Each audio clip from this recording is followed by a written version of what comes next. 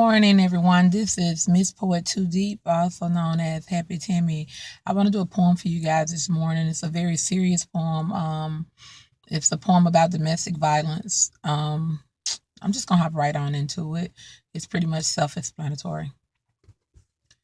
I know my man loved me because he always say it, and he always apologized for hitting me upside my head. I mean, he's just trying to knock some sense into me. And I'm so hard-headed till you just wouldn't believe. He said that I'm stupid for not listening. Told me another woman would jump for my position. I mean, to have a man who takes the time and post your house chores up in the kitchen. The things he wanted were really simple. Little things like washing, mopping, taking out the trash, and fixing dinner. He said that when he made it home from work at 6 and things weren't done, that a beating from me was sure to come. But it's okay. I know he loves me. And he really thinks I'm pretty.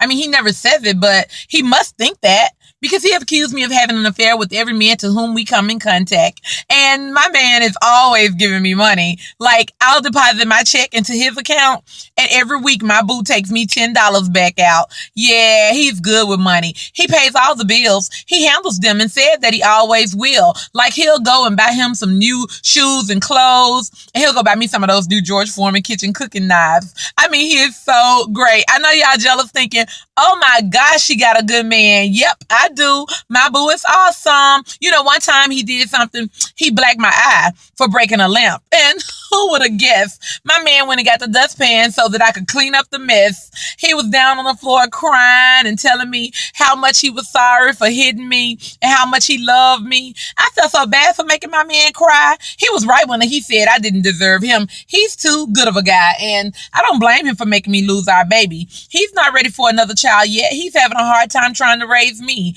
And you know, one day I did something that truly took the cake. I worked an hour overtime and I forgot to call home and tell him that I'd be late. So when I made it in the house, he was pacing the floor back and forth. He was all shook up and disoriented. But I know when my boo told me he loved me, he really meant it. He had the gun in his hand, y'all, and he was just walking back and forth, back and forth. He took that gun and he pointed it at me.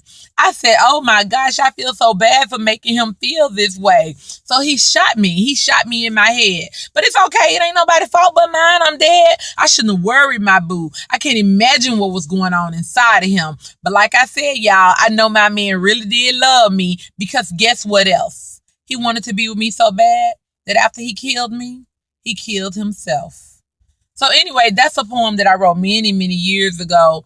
And ladies, that is not love. When a man try to control you and he's putting his hands on you and insulting you and everything, that is not love. So I'm going to hop right on into my next poem, which is also about domestic violence. And I just feel the two go together. The name of this one is Your Breaking Point. Argument after argument, fight after fight, yet you stay knowing you should leave.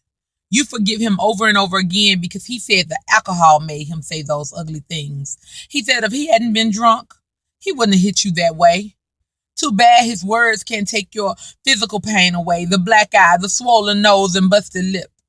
The broken arm and bruised up ribs causing you to miss work long periods of time. Now your bill's behind and this fool can't help. One would think you would have reached your breaking point. But nope, not you. You said y'all gonna get through this little bump in the road is what you call it. And the problems y'all have, you say you caused it.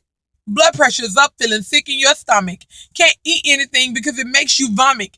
Headaches that feel like an aneurysm. You know good and doggone well that you shouldn't stay with him. But excuse after excuse you make. Trying to convince yourself that you should stay. And the love y'all used to make now feels like rape. Because when you say no, he takes it anyway. He said you're his wife. In times you tried to leave, he threatened your life. Your breaking point. Your breaking point. What will it take to make you reach your breaking point? There is nothing worse, absolutely nothing worse than being in a relationship with someone and still feeling alone.